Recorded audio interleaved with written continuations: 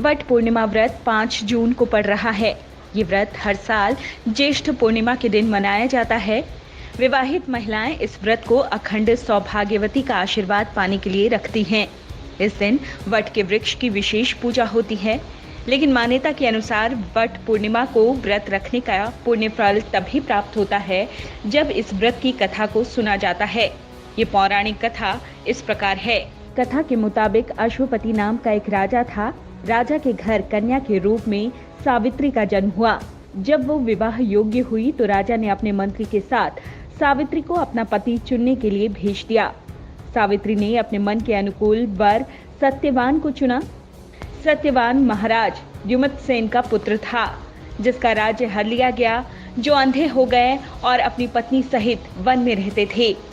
वहीं जब सावित्री विवाह करके लौटी तो नारद जी ने अश्वपति को बधाई दी। साथ ही नारद मुनि ने ये भविष्यवाणी करते हुए कहा कि सत्यवान अल्पायु है, उसकी जल्द ही मृत्यु हो जाएगी। नारद जी की बात सुनकर राजा अश्वपति का चेहरा मुरझा गया। उन्होंने सावित्री से किसी अन्य को अपना पति चुनने की सलाह दी, लेकिन सावित्री ने उत्तर दिया कि आर्य कन्या होने के नाते जब मैं सत्यवान का वरण कर चुकी हूँ तो अब वे चाहे अल्पायु हों या दीर्घायु, मैं किसी अन्य को अपने हृदय में स्थान नहीं दे सकती।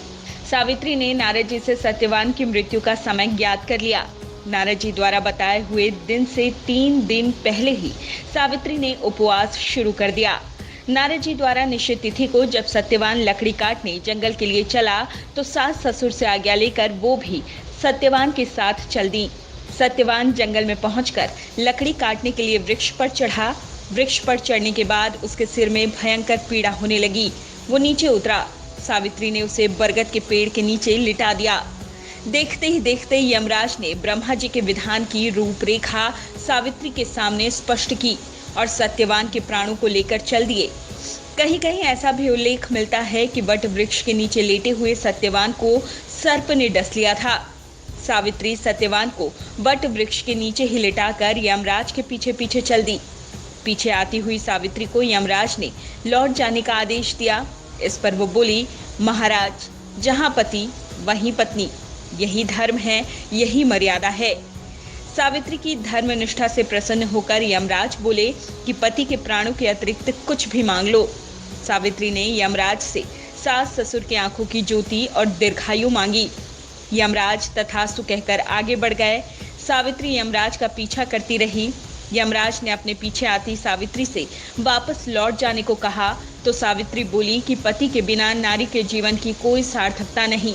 यमराज ने सावित्री के पति व्रत धर्म से खुश होकर फिर से वरदान मांगने के लिए कहा। इस बार उसने अपने सास ससुर का राज वापस दिलाने की प्रार्थना की। तथास्तु कहकर यमराज आगे चल दिए। सावित्री अब भी यमराज के पीछे चलती रही। इस बार सावित्री ने यमराज से 100 पुत्रों की मां बनने का वरदान मांगा। तथास्तु कहकर जब यमराज आगे बढ़े तो सावित्री बोली, आपने मुझे 100 पुत्रों का वरदान दिया है, लेकिन पति के बिना मैं मां किस तरह बन सकती हूँ? अपना ये तीसरा वरदान पूरा कीजिए। सावित्री की धर्मनिष्ठा, ज्ञान, विवेक और पतिव्रत धर्म की बात जानकर यमराज ने सत्यवान के प्राणों को अपने पाश से स्वतंत्र कर दिया।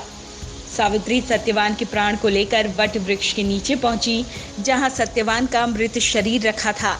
सावित्री ने वट वृक्ष की परिक्रमा की तो सत्यवान जीवित हो उठा। प्रसन्नचित्त सावित्री अपने सास ससुर के पास पहुंची तो उन्हें नेत्र ज्योति मिल चुकी थी।